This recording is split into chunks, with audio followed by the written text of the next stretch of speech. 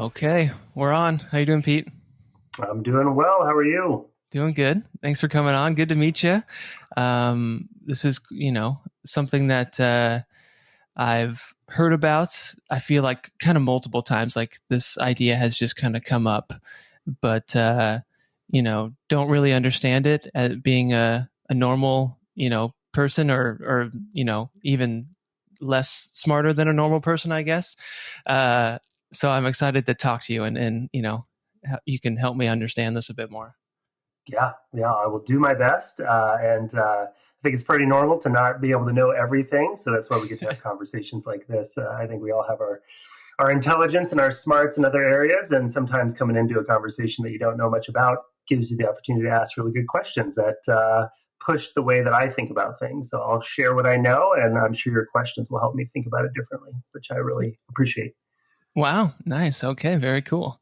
So, let's start off because you're gonna have to educate me here. So let's start off kind of basic. I'm assuming people listening to are not in the agriculture industry. We're just kind of curious about this. Of course, we eat meat, and we benefit from what goes on there and everything like that. But not of course we eat meat. Some people don't, but I do. So how should we start? Should we just start with what is regenerative grazing? Yeah, we could take it from there, give you how I see it, and share a little bit about some of the work that we do and how we approach regenerative grazing through the Wallace Center and specifically through the Pasture Project, which is run by the Wallace Center, which is an NGO. I'm happy to do the bit on who we are and all of that. But it's interesting, just the place that you started was, for those that may not have a lot of experience in agriculture, or may not, have meat as part of their diet. Just my introduction and a little bit of a personal side of things. So before I was a co-director at the Wallace Center and working on the Pasture Project, way back in the day, I didn't grow up on a farm. I wasn't raised in a farming family, although it was in our roots and our history. It wasn't something that was part of my day to day. I grew up in a small town in Indiana, and actually started to learn about food. In that kind of like high school phase of figuring out who you are and understanding how the things that you do impact the world. And started to make different decisions and started to kind of really expand what felt right for me into my lifestyle. And then that eventually kind of evolved into a career that really was focused on, environmental impacts of human activities. And, went to college for that. And, in that time, kind of like late high school through college, actually was vegetarian. And there was a vegan period in my life. And really, as I kind of evolved my understanding for what felt right for me, and spent time in different places and actually worked on farms, managing them and working on them in different places, I started to kind of appreciate a different approach to understanding food and its relationship to the environment and human beings and our culture and our needs. And so it really moved into this idea of kind of what I would call, and a lot of people call, an agroecological mindset, which is kind of seeing the ecosystem that contains food production. And we're part of that because without food, we don't exist. And that really in any instance, almost every instance, there's not an ecosystem that doesn't have animals moving through it. They're really kind of key components to any ecosystem. They move nutrients around. They are part of the food chain. And they really are historically and a lot of times in natural settings, really positive forces ecologically. And so regenerative grazing is really kind of getting at that. It's not a new idea. That's probably the most important thing, is that this is something that we're talking about now in kind of mainstream society. But the principles and practices of regenerative grazing are thousands of years old. They've existed within indigenous communities and exist within indigenous communities to this day. And I think where I am based right now, kind of on the edge of the Great Plains in the United States, that's a grassland ecosystem that was really carefully managed by the indigenous peoples that, call that land their homeland and still live to varying degrees in those places. And so really regenerative grazing is kind of a renaming or a kind of a return to remembering some of these practices that are very old and really need to be recognized as indigenous innovation, wisdom that we really should be listening to and paying attention to what those leaders have to tell us about how this fits into the natural world and promoting a more agroecological approach. But if I had to, kind of define, regenerative grazing, it's a tricky thing. Regenerative is a tricky word. It's a buzzword right now, but it's kind of a big tent or a big definition that you could fit a lot into. But basically, it's the idea of kind of, building soil health through the integration of livestock into the landscape. So healthy soil is the goal. And there's a lot of reasons we could talk about why that matters. I think, increasingly we understand just how important soil is and its health is for a lot of different things, especially during the era of climate change. But this idea of reintegrating livestock into the agricultural landscape is really at the heart of regenerative grazing to build that soil health, because we've really taken livestock off the land. If you look at most places, we don't really mix the things that are producing food for us. We keep, beef cows over here, we keep corn over here, we keep vegetables over here. Really, the diversification and the integration of the diversity is something that's really been kind of lost in the last, 100 years of agriculture. But really, it is historically what has been. Is agriculture has always been very diverse. The idea has been to increase diversity. Livestock have been part of that, and really growing soil health is in there. And regenerative grazing is also about regenerating some of the other things that go along with the farm. And this goes back to that kind of agroecological framework, is that it is about environmental outcomes. It's also about economic outcomes. Is that what's profitable, what can sustain a family or sustain an individual on a farm is going to stay. And we want that to stay and produce good environmental outcomes. And also it has a social regenerative component, meaning, livestock back on the land also just creates more opportunities in rural communities. And, you may or may not be aware, things are challenging in rural America right now. We're seeing a lot of loss of farming in the farming community, a lot of losses in just the rural infrastructure, whether it's hospitals or other kind of key services. And a lot of that just has to do with how we are investing and building economic opportunity in rural communities. And so that's really how we see regenerative grazing, is bringing animals back to the landscape, managing that presence on the landscape so that it builds soil health, which then helps to create a number of different cascading benefits, meaning, environmental, ecosystem services, farm profitability, and also just rural renaissance, which is something that I think we really want to lift up. So it's about grazing, but it's really not about grazing. It's more of a means to an end. Yeah. Man, well, that was great. You said you wanted long answers, so yes, that was such a good overview. That was great. So I just kind of want to just dive into all that more. So you kind of mentioned how these indigenous people have been doing this for thousands of years. So is this? It sounds kind of like this is kind of maybe naturally the way things are, and it's beneficial just because that's the way the earth evolved, I guess, or whatever. But we may have and that's what we were doing, but we may have lost our way for some reason. And now we're trying to come back to this, better solution or is that accurate? Did we kind of lose our way and we need to kind of go back to this? And why, why do we need to look at this? What's the issue right now with grazing and livestock and agriculture? Yeah, I mean, it's interesting. I mean, to say that we lost our way, I think is accurate to a certain degree. I think there's always a belief that we can control the natural world. And I think that we're regularly reminded that we don't actually have a lot of control over the natural world.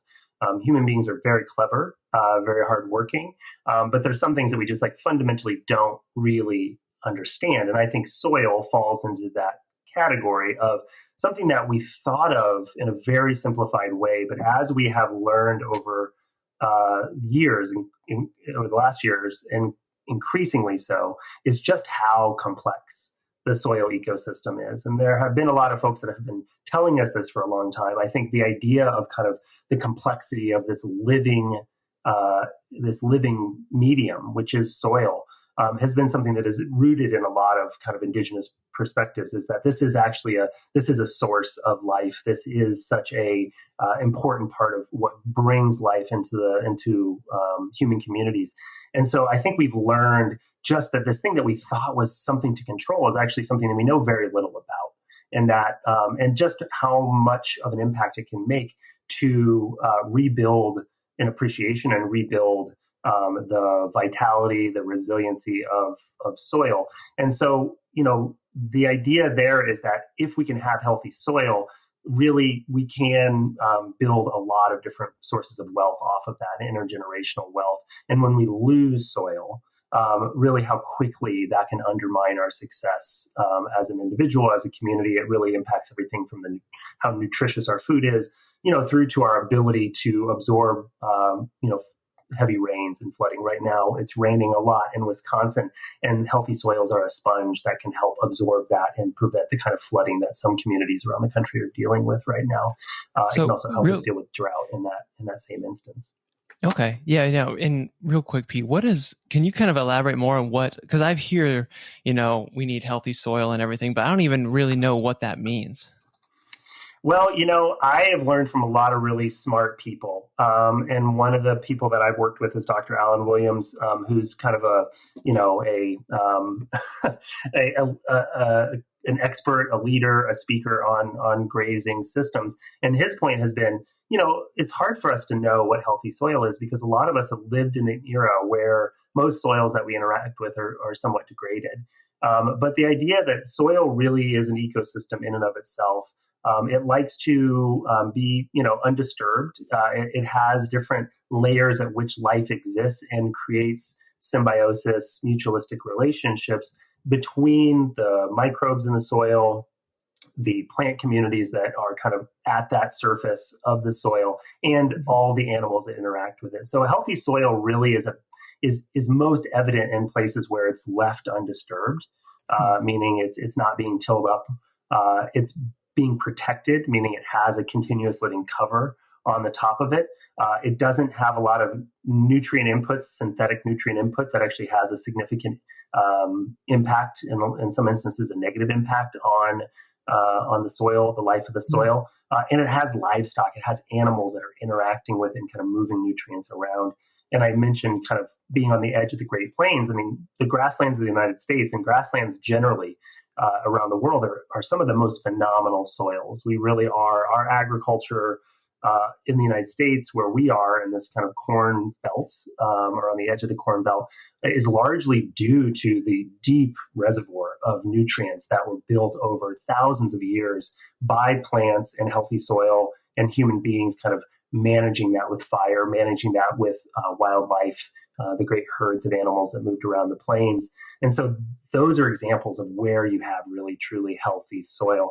And we're trying to get back to that in agriculture. We made a lot of mistakes by, plowing things up, and plowing up soil releases a lot of carbon into the atmosphere. It also allows that soil to blow away or wash away, which we've seen in a lot of instances. We also have kind of tried to balance that by putting a lot of synthetic nutrients back into the soil. So regenerative agriculture, which contains regenerative grazing, is really about how do we get back to producing food while leaving the soil as undisturbed as possible and really focusing on perennialized systems that keep that continuous living cover. And then we can see healthy soil doing what it does best, which is really building, organic material in it, carbon, holding water, capturing and holding water, and actually producing a lot of biomass. And that can feed animals, it can feed human beings, and it can just provide habitat, generally, the things that we need to support a lot of the species that are in decline right now. And the one that's probably most notable is bird species. So there's a lot of benefits there, but it does take us kind of unlearning that control mindset that we were talking about earlier, that really wants us to go into plow up, to spray weeds, to kind of control the system, That comes from an appreciation that this is much bigger than us. It's really more about changing. Dr. Williams, who I mentioned earlier, he often, when I was learning about this for the first time, would remind me that the biggest change is really in your mindset. It is about, if we're going to interact with growing food, and that includes livestock, how do we first start with observation and really listening to the land and looking at where it is and how it needs to be supported and stewarded, so that it can really reach a healthy balance. And that sometimes means we have to stop trying to control it. We have to work with nature rather than against it. Right. Wow, that's so cool. And so, I mean, and it sounds like with what you guys are doing and everything, kind of the natural way things work with, everything kind of together and stuff, like you said, is good for the soil. And that's like you said, is kind of the ultimate goal, is healthy soil. So is there a way to, where we as humans, we want to control stuff, like you said, and now we have all these people to feed and everything, and we're used to certain foods and stuff. Is there a balance in between there where we can control a little bit and grow food for ourselves and livestock and everything, but then still have healthy soil and, not destroy it like we maybe have been? I think there is. And I think that's kind of like the edge of what a lot of folks in the agricultural world are working on right now. I think there's a general awareness that the assumptions that we had around the conditions of growing food in the world are changing. We have less water that's available. We have more extreme weather events. Climate change is impacting our fundamental ability to produce food. And we want to change our practices in order to produce food to feed people, and do that in a way that actually increases the ability, or ensures the ability, for agriculture to be resilient, and it can absorb those shocks from heavy rains or lack of rains or whatever it may be, but also then regenerate from there. And I think that that's a big difference between sustainability and regenerative. And we could kind of split hairs here, and there's lots of people that will probably disagree with me or see a different perspective on this. But, it's going beyond sustaining something, and it's really about regenerating and rebuilding our capacity for future generations. So that multi-generational thinking, there is a way to produce food out of that system. And that's where, we have to look at, how a lot of our land is used, and where we could make shifts in producing food, so that we can feed people, but we aren't necessarily relying on the same old practices that we've had before. A lot of the commodity crops that are grown in the United States do go to feed animals in confinement operations, which require a lot of effort to kind of keep the animals in one place and move food in and move manure out. And there's a lot of kind of challenges there. And putting livestock back on the land actually helps solve that problem, because the animals harvest their own feed, they manage their own manure, and they are reconnecting or establishing the link between the animal and the soil, which can be broken in some of these other systems. And so there are ways that we can use new practices or returns to old practices to ultimately still produce food in a way that is positive environmentally positive for the environment. There is like a larger conversation here around meat. As I mentioned, I grew up and had a big stint of my life not eating any meat and having very specific viewpoints on it. And I think it's this idea that cheap meat is something that has never really been present in nature, in our history. I mean, meat has always been something very special, and something that wasn't as abundant as it is now. And I think that we do have to have a conversation about how cheap meat is, and how people expect it to be cheap, and how it can be part of the diet, but it actually has to be part of a more holistic diet that is bringing in a lot of other whole foods. There isn't a great nutritive value to eating meat, particularly grass-finished, grass-fed, pasture-based meat, but it may not necessarily be at the quantity that we expect it to, that people may expect it to be. And a lot of that cheap meat is driven by, producing a lot of corn and soybeans that gets fed to animals. And so shifting some of the way that we grow other crops will shift the way that we might perceive meat.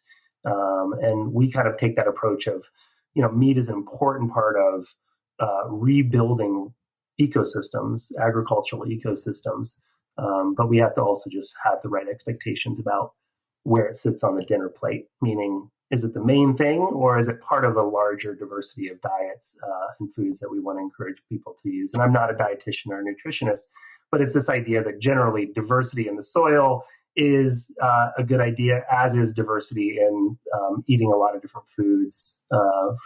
Human beings generally benefit from having diversity in their diet. And so we see that as part of this, is really how do we grow good, nutritious food that rebuilds the relationship to the soil across the board. And that includes meat, it includes, plant-based, a lot of other things. But we certainly see that part of the solution is making sure that people do eat the right kind of meat. And how do we make that accessible to folks so it's not just for those that can afford it? Yeah. Yeah, that's tough. But I could see how that, because that's something that I have, struggled. Personally, I love animals, and it's hard for me to, eat. Sometimes it's hard for me to see like an actual animal, like meat, before it's been, put in the grocery store. So, but that's my own, that's people's own personal stuff. So I'll put that aside. And, I haven't really given myself the time or research, I guess, to really address what I need to do. So it's interesting for you to hear from you that maybe the solution is we just have our expectations of how much meat we should be having or get to have, and the price of it is just the price is too low and the quantity is too high. So we may need to kind of retrain ourselves as humans as what to really expect. I think I would agree with that. I think that it is about recognizing that, really meat can be part of a person's diet. It is part of a healthy farm and a healthy ecosystem. It's just about getting that balance right. And I think that that's what we're dealing with as a civilization, is just what's the balance here in terms of what we can access versus what we should access in terms of the longevity, and like what are the impacts of some of the things that we do that could ultimately have serious impacts, whether it's environmental or otherwise. So I think it is something that is important to be mindful of. And when people are making choices about diet, we always try to encourage folks to go as directly to the farmer as they can. We realize that that's not always accessible to folks. So we want to encourage that and make sure that people have increased access to good food, regardless of what that food may be.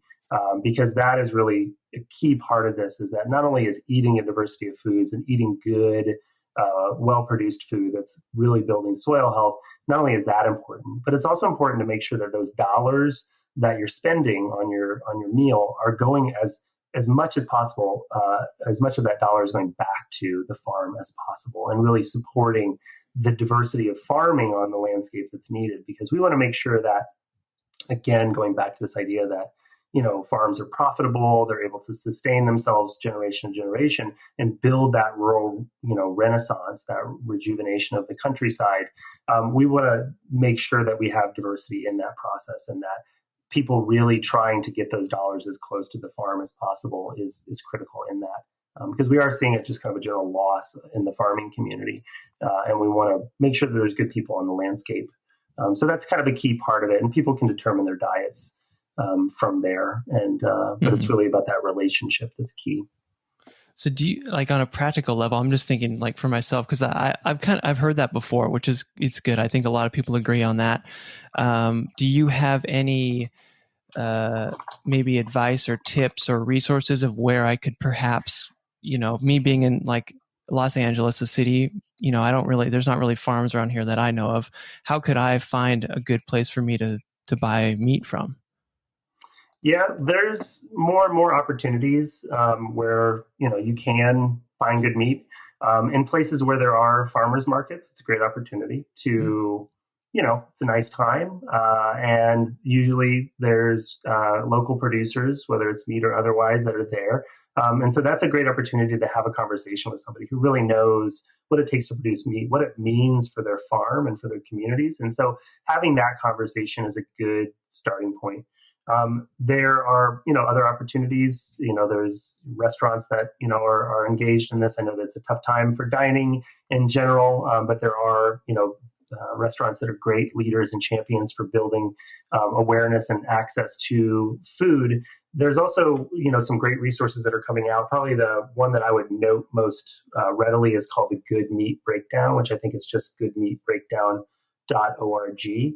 And that's a great website. It's really snazzy, looks great. And actually produces has a lot of great resources for how to find good meat, how to purchase it in a way that you can feel confident. A lot of people just don't feel confident buying meat in some instances, and also how to cook it, recognizing that it is something that we want it to taste good, and therefore people will buy it again. And so it is a great resource to kind of build knowledge and find the producers in your community that you might be able to source from. So that would be one thing that I would point to. And kind of in that is this idea that, kind of buying good meat is also about kind of expanding, the kind of products, the kind of meat that people want or are willing to eat. Because really it's kind of this whole idea of like, let's make use of the animal as much as we possibly can. If we are going to grow an animal really, really well in the landscape, and we are going to harvest that animal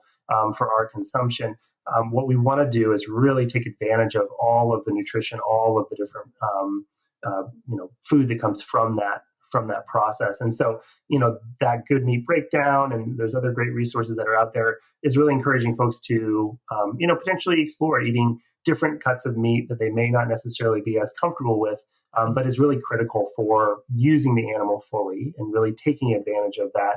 All that's been invested there, and all that the cost, the embodied cost there. It's also a way that it increases the profitability of the farm, because they a lot of times are stuck with certain portions of the animal that not everybody wants, and they have to find a way to sell that product or get it used, because everybody tends to kind of want the same things, because they feel comfortable cooking it. It's what they expect. It's what they know. And by buying a more diverse selection from a farmer, it actually increases the profitability of that farm, while also creating opportunities for trying new things, which is always a good idea. Yeah, that sounds fun to me. I'd love to try some other more unique cuts of. I guess, and real quick too, are we talking about mainly like beef here, or is this for pigs and chicken and everything too? Yeah, I think it's, the Good Meat Project is for, a lot of, is for all different types of proteins. And so that's certainly, you can kind of source it through there. Cows, cattle, beef cattle, that's usually where there's kind of more, the most common that you might come across. Poultry, of course, is quite common. Pork, hogs are in there as well. We also, really try to encourage folks to, see a lot of different protein options that are out there. We as the Pasture Project have historically focused mostly on beef cattle production. There's a lot of reasons for that. One of the biggest one is that it's the easiest kind of market to figure out. And as a project, as the Pasture Project, we really focus on making that market connection and looking at the value chain to be able to say, we want to see more cattle on the landscape, more animals on the landscape. Part of that is making sure that there's the capacity in the value chain to process that animal and get it ready for the customer while retaining value for everyone involved.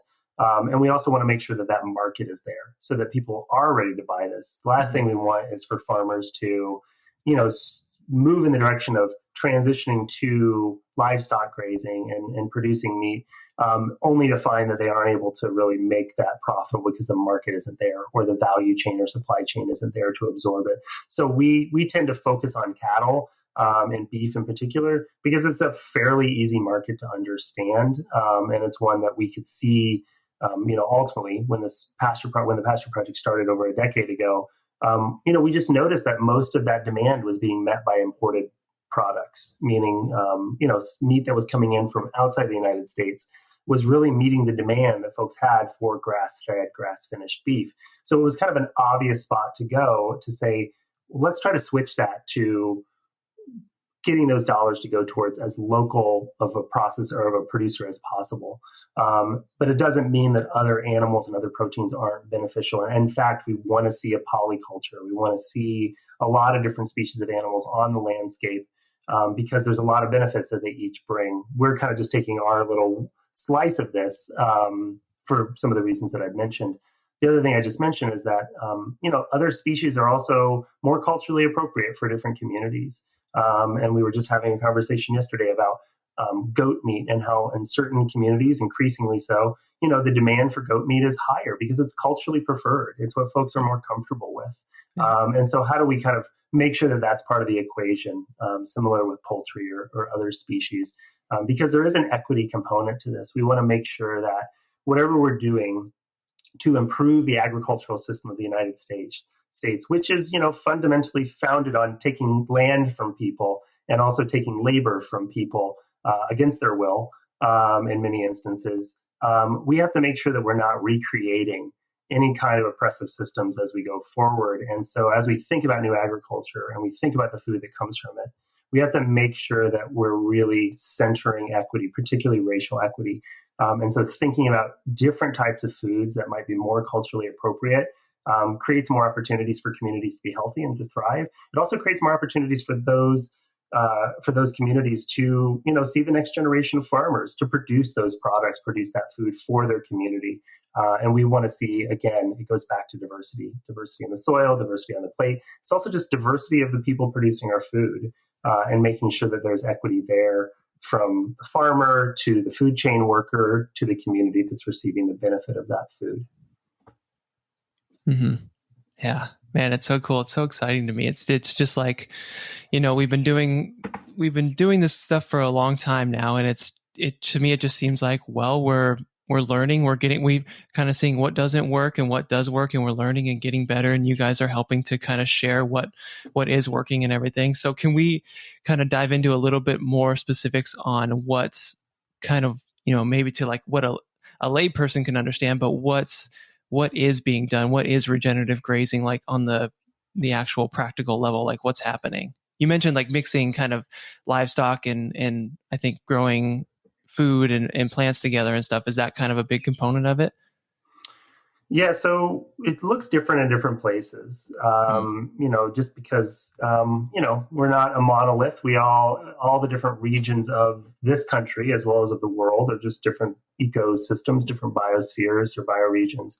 And so livestock kind of come into it a little bit differently. The Pasture Project, the work that we do through the Wallace Center, has spent the last 10 years plus really focused on the upper Midwest of the United States, which is, where I live in Wisconsin. It also includes Minnesota, Iowa, Missouri, Illinois, Indiana. So that's really kind of where we focus, like what does livestock look like on the land in a regenerative grazing context? If you go out to, the West, it's very different. If you go to the Southeast, it's different. A lot of the principles are very similar, but, some of the applications can be a little bit different. So when we're talking about regenerative grazing, really there's a lot of different ways that it can manifest on the landscape. There is the ultimate goal that we have is for these animals, in this case for the Pasture Project, predominantly beef animals, to really be raised on perennial pasture. And that, again, is really the closest we can get to the grasslands that I mentioned that were so productive and so powerful. And really keeping grass, and by grass, I really mean a diversity of plant species, of legumes and other broadleaf plants that really come together to create an ecosystem of forage that feed the animal. We want to keep that on the landscape in a really healthy way because it's doing a lot of wonderful things. It's essentially, not only feeding animals as they rotate through the pastures that are set up for them, it's also supporting the habitat of a lot of other species. I mentioned ground nesting birds, insects. That's just it's a home for a lot of things beyond just being food for these herds of cattle. It also is catching a lot of rain and helping that rain infiltrate down into the soil. It's also keeping the soil cool, which really makes a big difference. And then below ground, it's supporting that nice, healthy ecosystem in the soil that kind of acts as that living sponge that's helping to absorb the water. It's also exchanging nutrients, which helps that forage feed the cattle and the other animals in a way that's good. So we want to see that perennial pasture in as many places as possible. So we really try to promote that as the gold standard, as what we're trying to get to. And there's a lot of places in which it's probably the best use of the land because it might be growing other crops, corn and soy, that isn't necessarily as good or as profitable. And so that would be an instance where perennial pasture that's regeneratively grazed is a really positive transition. There's other places where regenerative grazing doesn't make sense. We certainly don't advocate for cutting down forested land and other natural ecosystems to raise cattle. So that's like an important context, is that we really want to keep those natural systems, those established ecosystems, as they are, meaning we don't want to convert grasslands to this. We don't want to convert forests to this. We really want to protect those natural ecosystems.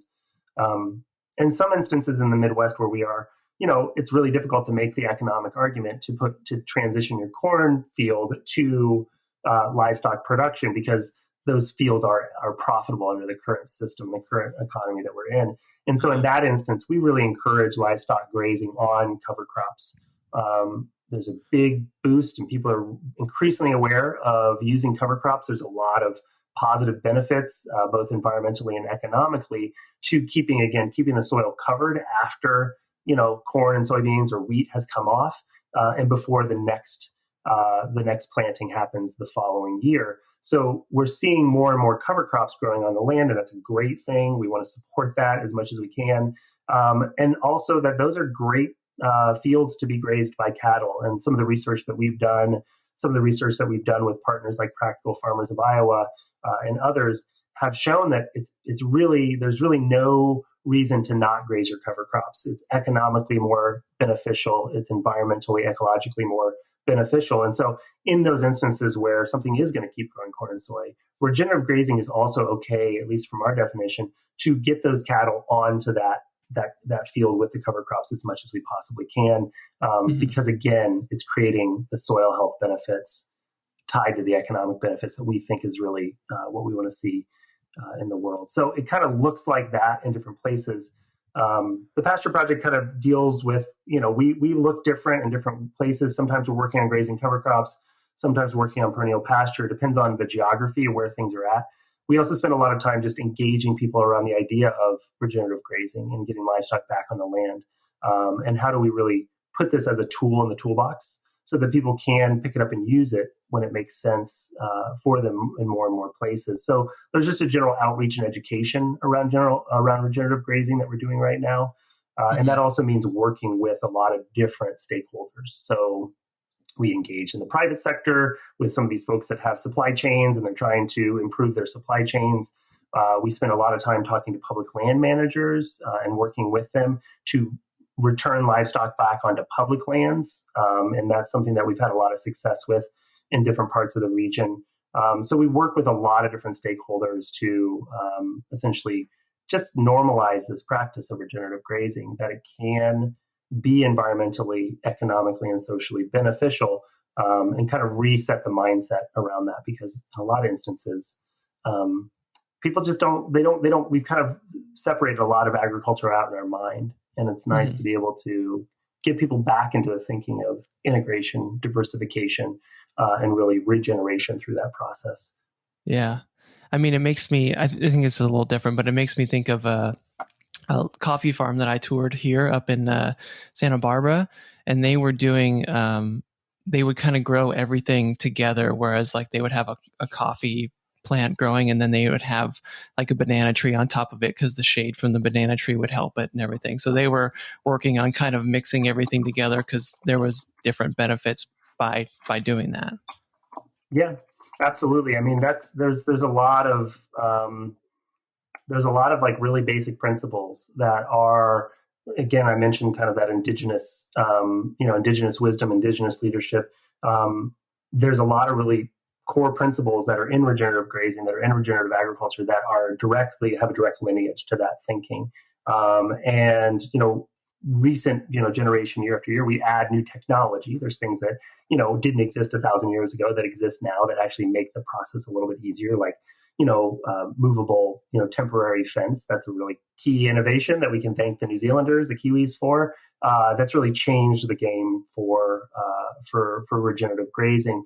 Really? As have other things that are, high tech and whatnot. But the core of it is like what you're talking about, is really basic principles about, diversity, and how do we really create mutualistic relationships where we don't really see something as separate. We see things as part of an interconnected set of relationships, and what might be waste from one thing becomes food for another thing. And that's where we see this cycle that the livestock are critical in maintaining. When you remove the animal from the system, in a lot of instances, the system really struggles to be as efficient as it could be, because cattle take what might not feed anything else, in this case forage, and turn it into food for humans, but also produce fertilizer that then goes to feed the soil nutrients or the soil microbiology.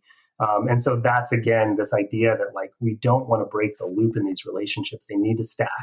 And we need to be able to really see that these things are all feeding each other, and we can't really remove something without having a larger impact on the ecosystem. Yeah. So is the idea, just to help me understand a bit clearer, is the idea that you have cattle and they graze in a field and there's grass for them, like you said, and then essentially they're free to eat that grass however they want, and then you move them off, and then that, like you said, it being a perennial, it just grows back and then they're able to eat it again?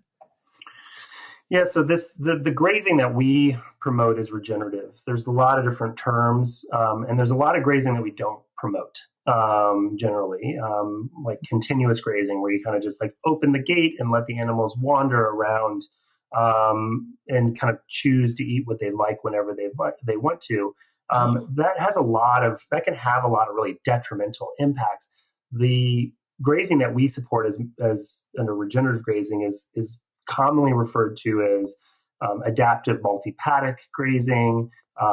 That's probably the most common one, where it's this idea that you're taking if you had a square field, that's a pasture, that has fence around it, keeps the animals in. That's really important. And that fence pretty much stays there all the time. Within that, the adaptive multi-paddock or regenerative grazing actually creates smaller blocks or paddocks within it. And that uses, temporary fencing, typically electrified, poly wire is what it's called, where it essentially, creates a little electrical perimeter that the animals don't want to touch. And it has them eat in a certain area for a set period of time. And you can do math around this. There's a whole science and art to it. But then the idea is that once they are kind of in an area for long enough and have kind of had an impact, positive impact, meaning eaten forage down, 50%, and they've dropped all of their manure, then you actually move them to the next paddock, and you move them kind of paddock to paddock inside this larger pasture, so that you are kind of cycling through the whole thing, but you're not doing that in a prescriptive way. Part of the reason that we are where we are as a species, human beings in agriculture, is that we think prescriptively. If I have an equation that produces food, I just keep repeating that equation over and over again. And that's not really how nature works. Nature doesn't like prescription. It's adaptive. It changes. It responds to itself and to other things.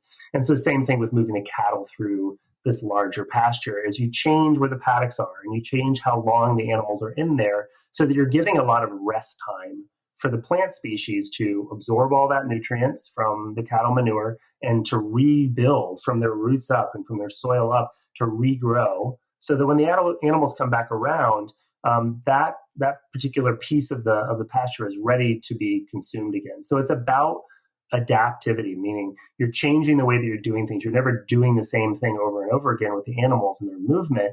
You're changing how many are in a particular area for how long, and how much rest that area may get afterwards. And that is really kind of the key to rebuilding that healthy soil animal relationship. So regenerative grazing is very much about moving the animals in a way that is observing and adapting to where things are at in that particular piece of land and that particular pasture, so that you really are creating a net benefit to the soil, and you're creating a net benefit to the resulting plants. And I think good grazers know that being in tune with that and moving their animals, because sometimes it might mean you're moving them once or twice a day. Wow. That means that you're actually going to produce healthier animals, because they're eating the best possible. One of the farmers that we work with in Illinois, a man named Trevor, would always say that the goal of his grazing operation is to give the animals the best possible meal every single day. And so he has kind of learned that abusing the land and keeping it prescriptive and beating down the forage and beating down the soil, it ends up having an impact on the animals, meaning they're not as healthy and they're more expensive to take care of. And they also just aren't as good as an end source of meat, meaning they're not living a good life and they're not producing the optimal food for human beings. So we really, really focus on regenerative being in that adaptive mindset and being in relationship to the land. As soon as we just kind of apply an equation and repeat it over and over again, we're really just recreating some of the thinking that got us into the challenges that we're in now with agriculture. So why not? What is the issue with just letting them kind of graze in that whole the bigger area? Because to me, it would seem like they would just kind of randomly go eat, like you want, where it's not an equation. But why is that not the case? Yeah, that's a really good question. So animals are, cows, beef cows are similar to humans. We'll eat what we want to eat. We tend to not eat the things that we don't want to eat. And over time, if you do that in a pasture, if it's a cow in a pasture, they'll eat all the stuff that they really, really like and leave all the stuff that they really, really don't. And that creates an imbalance in the ecosystem. Okay. They're eating all the dessert and not their vegetables. That's right. And actually there's multiple reasons that that's problematic. One is it allows, an imbalance in the species. It also is an imbalance in the nutrition going to these animals, and that eating a diversity of things, much like eating a diversity of food for humans, it creates a more robust and healthy living creature. And so cows are happy to eat a lot of things, and keeping them in a particular area kind of teaches them to eat a diversity of things. It's eating your vegetables and your dessert. And doing so keeps balance in the ecosystem. And it also creates, just more balance in the ecosystem below the ground. So you have healthier plants above ground and you have healthier soil. It also creates opportunities for other species to be in that space. If cattle are kind of roaming around all over, it can be really difficult for ground nesting or, grassland ground nesting birds to have their nests. And so a lot of grazers that are practicing regenerative grazing, one of the things that they'll note the most is just how amazing the bird life is as a result of their management. And so having these periods of rest also allows for other species to be in, to lay their eggs, raise their chicks or whatever it may be, and to exist in that ecosystem of kind of a grassland or a pasture that resembles a grassland. So there's a lot of benefits to kind of keeping the animals in one area so that they can really, bring as maximum value to that area and keep the balance and then move them on. And a lot of times that'll also just allow rest. And we all need rest. Plants in a forage, in a pasture need rest as well. And if you see a lot of these continuously grazed fields that you may drive by, a lot of them are grazed down really close to the ground. And the plants are never really actually able to recover. And we need the plants to recover because in that process, again, they're creating habitat and more nutritious food for the cattle. They're also just sinking a lot of energy back down into their roots, which is increasing carbon and storing more in the soil, which is ultimately from a climate change perspective, that's something that we want to see as well. So we need that rest period for a lot of different reasons. And just letting the animals roam around isn't necessarily accomplishing the goals. It also makes it really difficult to manage some of the problems that might come from, cattle getting into streams or wearing down a particular area where then, erosion could occur. Regenerative grazing, moving cattle in this way, it forces the person who's stewarding that and managing those animals to pay attention to the land. And when they notice erosion, to kind of move away from that and to try to fix problems on the landscape through the use of the animals, because cows are incredible creatures. They have incredible capacity to really impact the landscape, but that has to be managed carefully. And that's really the human's role, is to see what's happening and then use the cattle in a relationship to improve the overall environment. So how does, it just makes me think, for a wild cow before a human was kind of ever really involved, did the cow, it must have benefited the soil and everything around it. Why do we need the human now to kind of help the cow? That's a good question. So, cows aren't from here, and the same way, and the way that they exist now, Okay. whether it's a dairy cow or it's beef cattle, those are animals that we have, selectively bred for and we groom for. So they're really not, they're in kind of Mm, they're unnatural creatures in some sense, in that they didn't evolve with the ecosystem that we're putting them into. Where okay. I am in Wisconsin, it's really hard for those cows to stay outside all winter. They're just not built for it. They put on heavier coats in the winter, but it's something that it's just, you can kind of tell that you're not from Wisconsin. And so because of that, we have a responsibility to manage their relationship with the ecosystem, because we've kind of brought them into this ecosystem in a very specific way, and we need to take some responsibility for managing their presence in the ecosystem.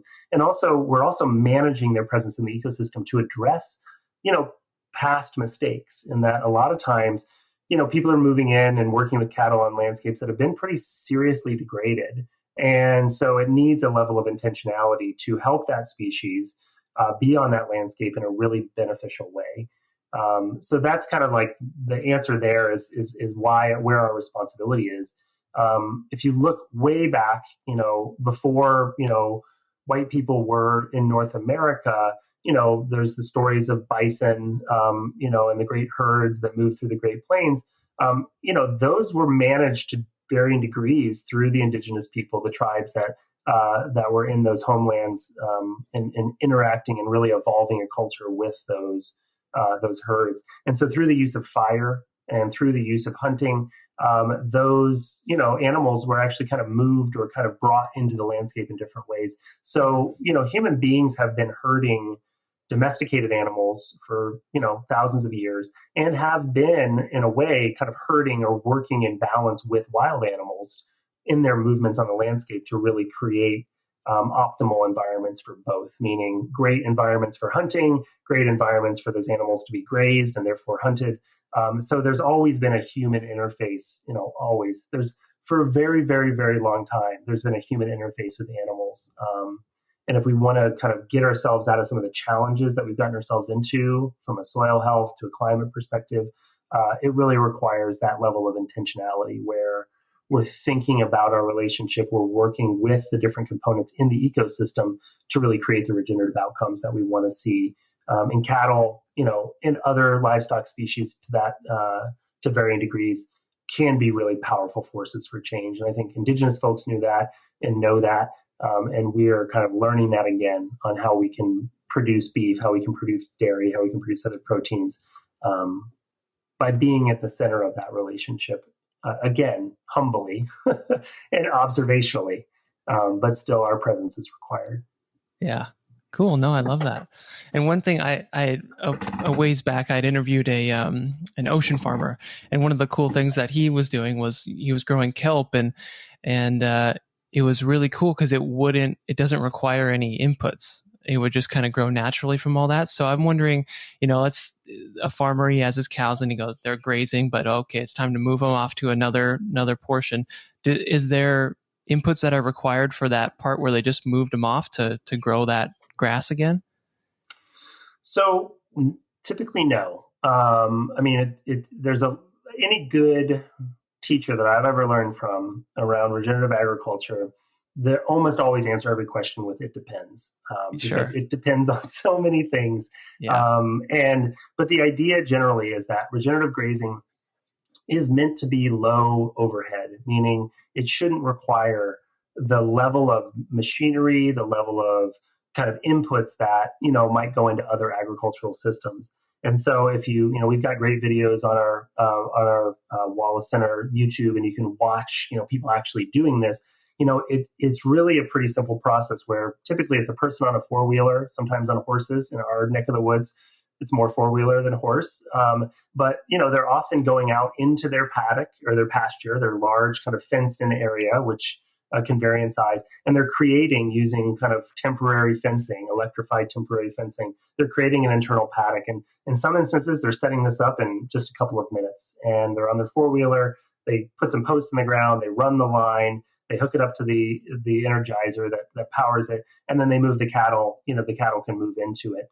And so it can be pretty low effort. it doesn't require heavy machinery because you're not needing that to harvest, the food for the animals, move it into their barn, feed it to them, clean up, scrape out all of their waste, move that out back onto the field and spread it, which is typical in some other systems for animals. In this case, the animals are harvesting their own food, they're handling their own waste, and they're moving themselves to their next meal and the next place where they'll rest. So the individual often can really be running this operation with very low investment. There's some other things, getting animals on and off of trucks requires a little bit of effort. And if you're going to move them on to whatever their next stop may be, including slaughter, you do need to have some infrastructure there. So it's pretty low overhead. It's something that allows the cost of the operation to be quite low. And in terms of nutrients, there's some instances where soil is severely degraded, in which some people do use kind of a one-off or a short-term kind of infusion to help get that up. But actually, it's not necessary. The cattle themselves, that manure that comes out of a cow is, I've heard someone say it's the best medicine for that land. And that having cattle on the land and kind of moving them through, sometimes people do bring in supplemental food to kind of help the cattle get enough off of land that's been highly degraded. Over time, through good management, that soil will take care of itself, meaning it's capturing all the energy it needs through photosynthesis. It is absorbing, hopefully, and storing that precipitation in a really efficient way. And it's building the soil biology, which is actually what's doing all the work. It's feeding the plants, which is then feeding the animals. And over time, these systems don't require people to be putting fertilizer on or dealing with insecticides or herbicides. Those are actually the opposite of what's needed. Those fertilizers hurt the soil microbes, so we don't want them. The herbicides, why? That's the food that the plants or the cows need. They want to eat those things that we consider weeds are actually really good, nutritious food for the cattle. And the insecticides, there's no reason. We need a diversity of insects on this landscape. Again, the cattle are part of it, but it's a bigger ecosystem that the cattle are supporting, and the insects are critical. And we really see that as a measure of success, is how many insects are in a pasture. That actually tells us that it's a healthier environment, below the ground as well as above the ground. So to answer your question in a really long-winded way, moving towards regenerative grazing should require less machinery, less inputs, and theoretically less stress. A lot of the farmers that we work with, one of the biggest things they note is quality of life. They feel like they're more connected to the land, feel more connected to what they're growing, and actually just really enjoy the process. A lot of them just really claim how enjoyable it is to spend time with the animals, moving them. So it kind of changes the way that they think about being a farmer. So there's a lot of things that you don't need to do this and to do this well. Yeah. I mean, I'm hearing this, and if I'm a farmer in the right area, I'm thinking, hell yeah, this sounds awesome. Let's do this. So why isn't everybody doing this? What's the catch, Pete? Well, there's a couple catches there. Depending on where you are, there's other ways that people have been farming, and a lot of times there's programs that keep the status quo going as the status quo. We have a farm bill that we pass, and that farm bill has programs, and inside those programs are funding sources that kind of keep things moving. And so, part of this is changing policy, is around how do we really incentivize diversification, not just in the scale of farm, meaning we need a lot of different types of farms of different scales, but also in the practices that are stacked onto the farm.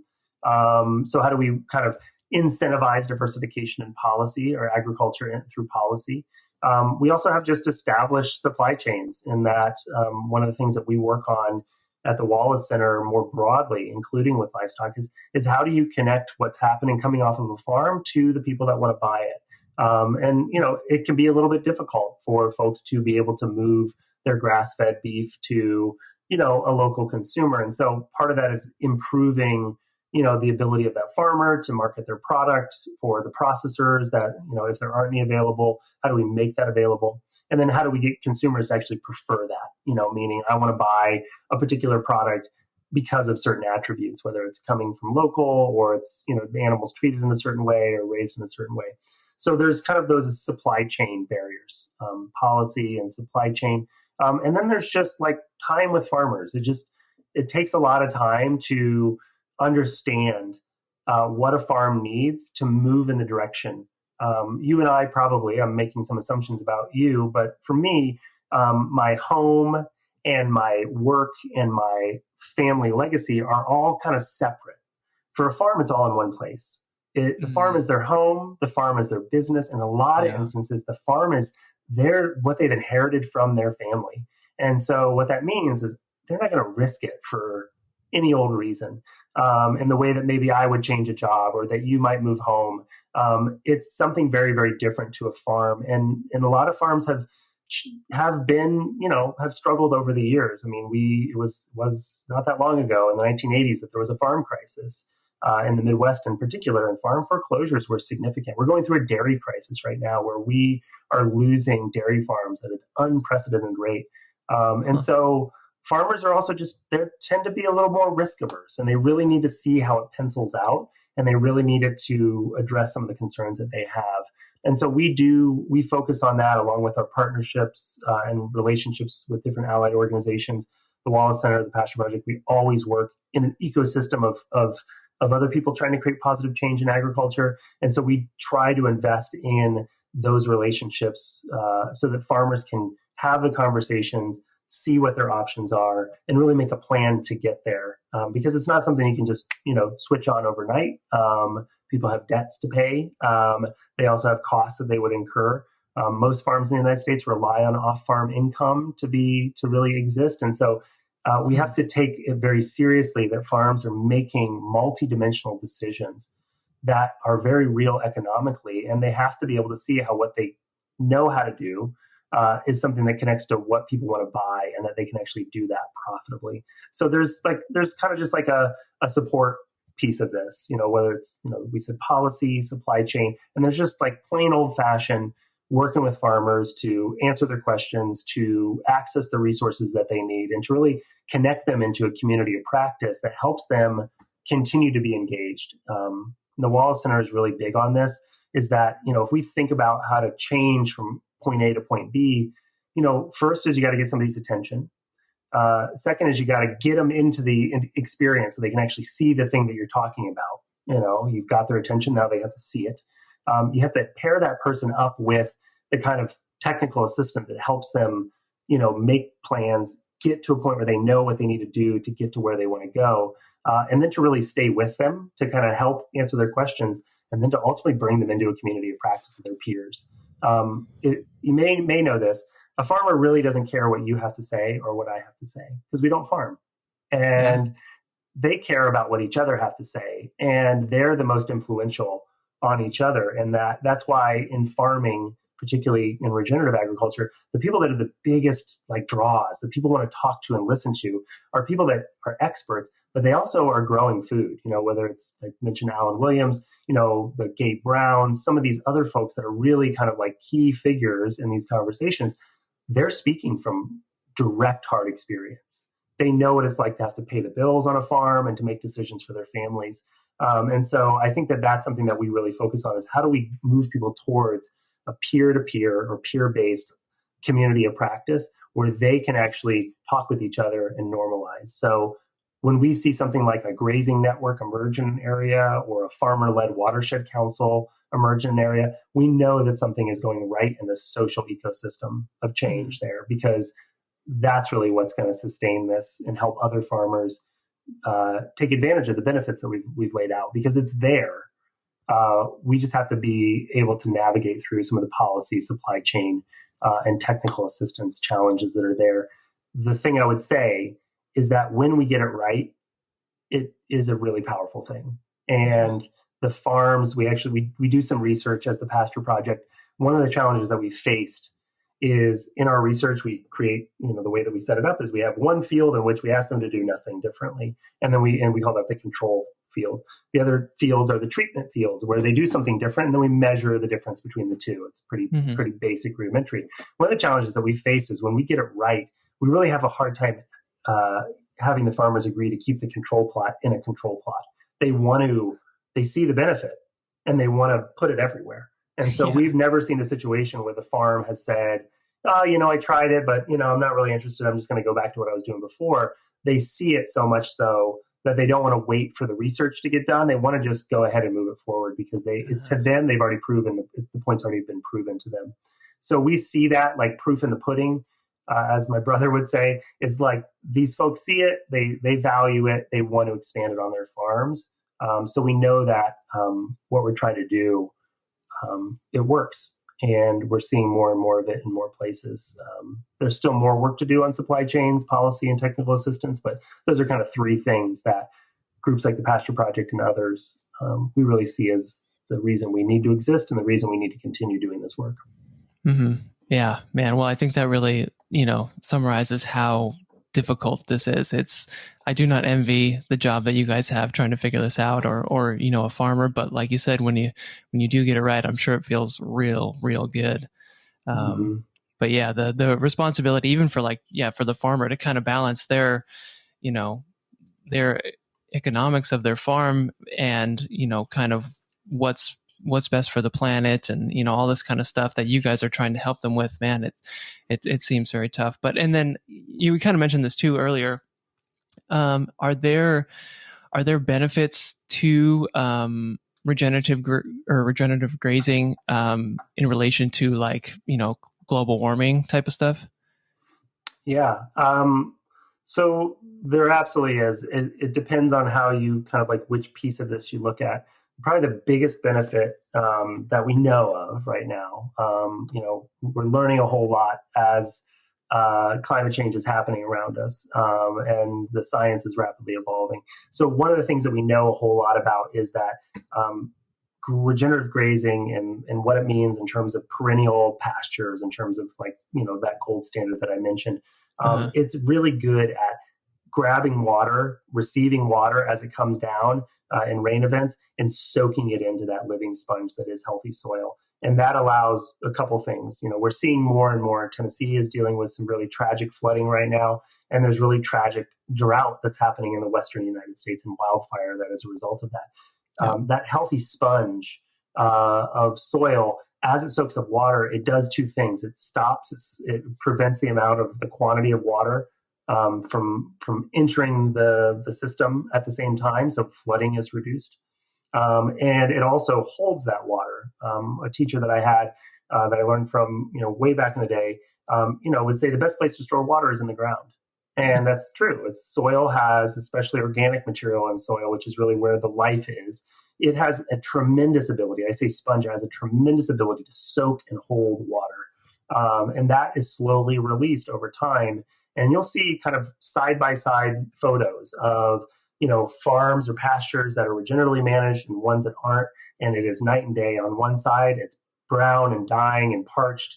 And on the other side, it's looking lush and it's looking green. It's regenerating and infusing, water tables and aquifers. It's also just like helping keep that plant life growing and again, keeping the soil cool through the plant life. So we know that is needed because extreme rain events, extreme drought events are something that is probably going to be the new norm. And so more regenerative management, particularly through livestock, can really help with that.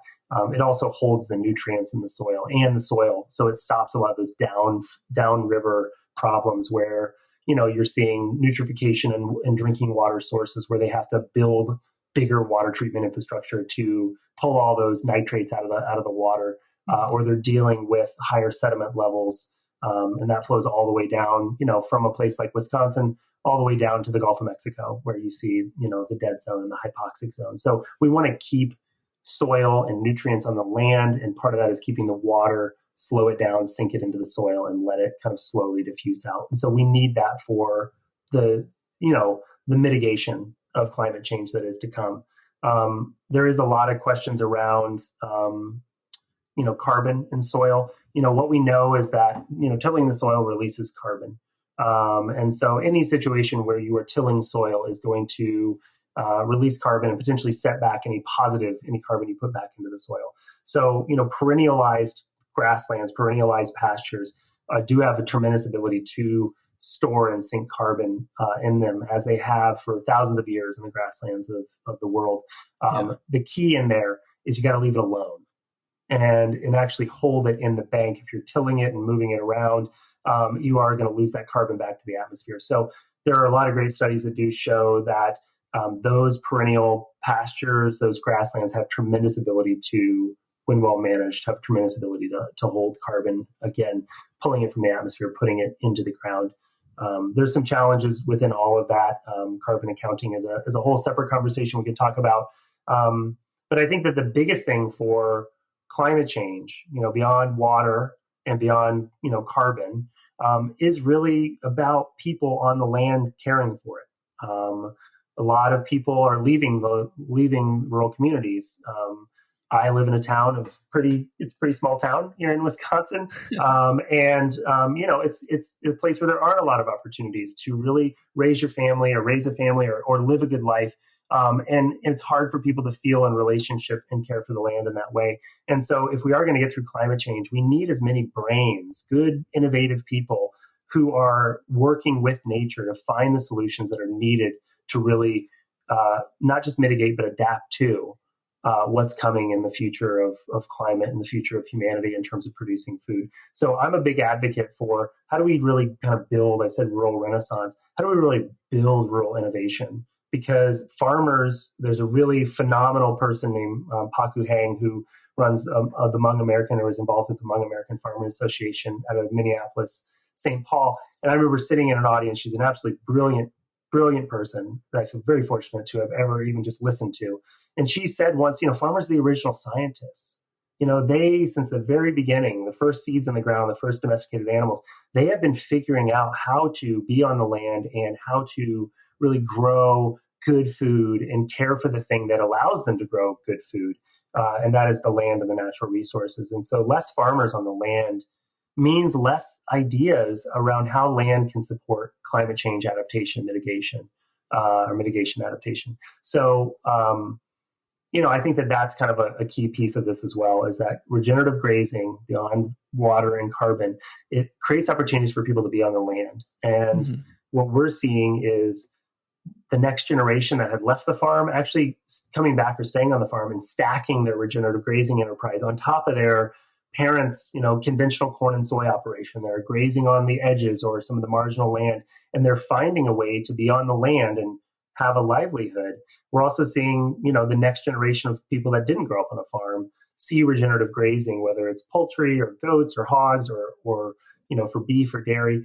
We're seeing folks want to get back to that quality of life. They want to be in relationship with the land. And so we see that there's a real opportunity to bring that innovation back through regenerative grazing and get it back on the landscape as much as we possibly can, because that's really where we're going to see the kind of adaptation that's needed to find solutions that work for a place like Western Wisconsin, or a place that might work in California or other places, because it's not a one size fits all. And if we're going to get through what's coming, we can't just expect the land and the animals to take care of it for us. It's our ability to work with them to really create innovative solutions that not only create healthy food and restored ecosystems, but also create equity and justice for folks to be able to have a good quality of life in a rural setting, because it's a critical component to the overall ecosystem of humanity. Nice. Wow, Pete, that was great. That feels like a really good kind of natural conclusion to all this. I really like that. This is exciting. Is there anything else that we may have missed that you want to touch on, or do you feel like we got kind of a pretty good conversation? Well, we covered a lot of territory. I think the thing that I would be remiss if I didn't kind of get at it in specific is all of this work with regenerative grazing happens in the context of the Wallace Center. Which, is important to name because I think it gives a little bit of context to why the Pasture Project exists and how we think about it.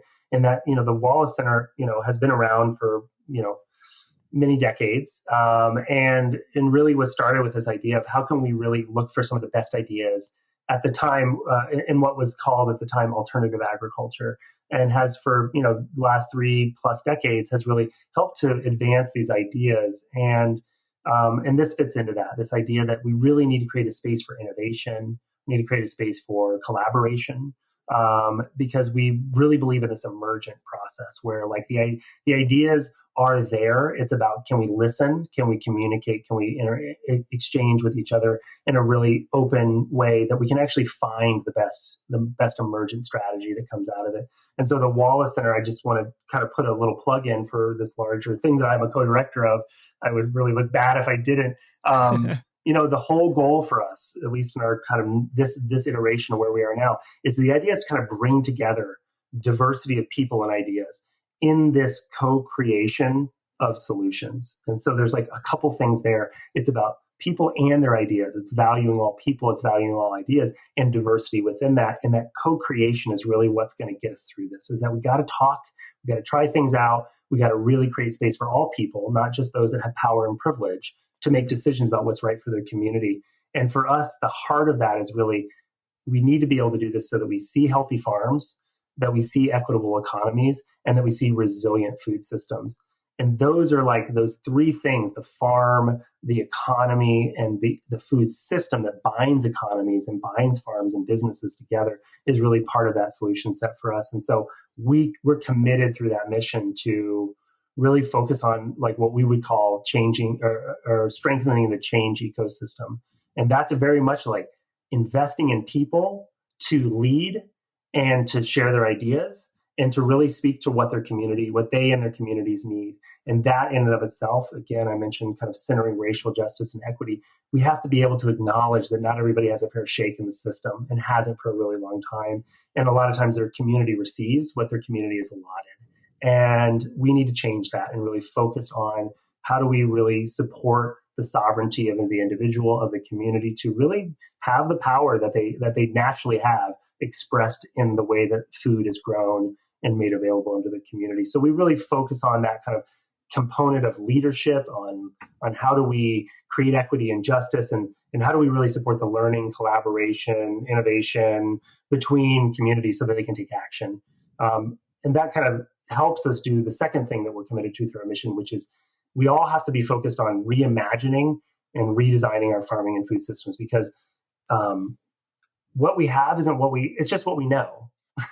And there's a lot that we can imagine. There's a lot that we could become in the way that we grow and eat food. And that ability, that willingness, that audacity to imagine something differently, to tell a new story about food and farming, and that ability to then design that with the best of indigenous wisdom and acknowledgement of the best of that leadership that's there, along with some of the really cool ideas that have just emerged into the world. We need those brought together to really build the supply chains and to build the regenerative land use that we need. So I just wanted to name those things because I think there's a lot of power in that mission. I think there's a lot of power in those two goals that we have. And the Pasture Project and livestock is one expression of that, where we really see that this is a piece of the solution that we can offer, but we really want to invite other people to bring their pieces to the table. And that might be, working on perennialized grains, and growing Kernza. And it might be creating new innovative ways to move food into a community and to really build ownership models through cooperatives, through hubs and whatnot. So we just welcome that. Folks want to learn more, they can go to wallacecenter.org. There's a lot of good information on there. We have two really great communities of practice that people can join. One is the Food Systems Leadership Network. If you Google that, you can find it. It's all about helping food systems leaders work together to build their capacity and create change. We also have the Regenerative Ag Idea Network, which is about ag professionals, educators coming together to really kick this idea of regenerative agriculture to the next level and share it with as many people as possible. You can also check out the pastureproject.org if you really want to focus on the cattle grazing side of things. We got great videos and good resources. And we have social media at the Wallace Center. You can find us predominantly on Facebook and on YouTube. I'd highly recommend YouTube. There's a lot of really great videos, especially, cute cows eating, forage, looking happy in a field. Yeah, I've checked out some of your YouTube videos. They're good. So I'll have links to the websites and to social for people listening in the description. But yeah, this is great. I find this stuff just like endlessly fascinating, Pete. So thanks for sharing all this. And then I guess real quick too, we kind of mentioned it, but as a, I'm not really, I'm not a farmer. I'm not in this industry or anything. How can I maybe as like a consumer or anything, we talked about buying meat at the appropriate place. Is that kind of the best stuff that I can do as a normal person, is just, buying food from better places, or is there some other stuff that I can do? I mean, there's always something that we can each do, and buying food is a great way. Again, as close to the farm as you possibly can. These are people; they've got great stories. Some of the coolest people, some of the most innovative people are growing food that I've met are growing food, and so feel free just to have those conversations and take an interest and buy the product, share it with your friends. I think the biggest thing is we really try to focus at the Wallace Center to be joyful. Is that like eating is a joyful act. If you've just met someone, you can always ask them about their favorite food. You can always ask them about their recipe, and they'll tell you about some grandma's recipe that's better than anyone else's, or this one thing that they ate that they really love. And so it's just a great opportunity for us to talk to each other, even in this age where we're dealing with a lot of separations. We just encourage folks to not just buy it and to cook it and enjoy it, but to share it and to be joyful about it, because it really crosses boundaries. Whether someone looks entirely different and you don't speak their language, or they don't speak your language, you can share food. And that's a really powerful thing for folks to be able to come together around. So that's a second thing that I would say. The third thing is that we live in the age of powerful information. There's so much media out there. And so just encourage folks to just spend time learning, to watch videos, to read articles, to engage with some of the organizations that are trying to tell a different story about agriculture, and to listen for the opportunities in which your voice actually is really, really critical. It's not just about $1 and you showing up to the store. That is really powerful. You can change things with the way that you buy things and the choices that we make. There's also opportunities to share your voice with the people that make decisions about how landscape or how agriculture shows up on the landscape. And so, just encourage folks to recognize that you're a citizen of wherever you may be. And in the United States, that means that you can pick up a phone and you can call the people that are elected to represent you, and you can tell them, even if you're not an expert about this bill or this act or whatever it may be, just raising your voice and saying, I think that I want to see more agriculture that is regenerative, that builds healthy soil, or I want to make sure that the meat that I'm eating actually takes care of the people that are working in the facilities that are producing it, and making sure that we're not exploiting people to have the food that we want. Those simple messages coming from everyday people are really, really powerful to those that are representing us, because a lot of times they're hearing it from groups like us. They're hearing it from the private sector. They really need to hear from individuals, and a simple phone call to say, I'd like to see more of this, or I want you to support this particular thing, is really powerful, as is calling up somebody who's doing a really great job as an elected representative, whether it's locally on trying to get better food into the school system at the state level or at the federal level, to call them up and say, I really appreciate that you're leading this in the direction that we need to go. I really value this. Those folks take a lot of abuse. They fight really tough battles, and having someone call them up, not just to tell them what they're doing wrong, but to tell them what they're doing right, can be incredibly motivating. So I think that those four things can be everyday acts that every single person can take. It doesn't take a lot of time, doesn't take a lot of money necessarily, but it can really make a world of change. Cool. Yeah, no, thanks for sharing that, Pete. Because I've been learning about this stuff and am totally fascinated by it, but do want to, help a bit, do my part in it. And that was great. Thank you so much for sharing all that stuff. And we'll have links to all that, and enjoy your weekend, Pete. Thank you. Yeah, it's been really great chatting with you. And if there's anything that I can do to further your learning and further your engagement, just, feel free to reach out and let me know. I'd be happy to be a resource.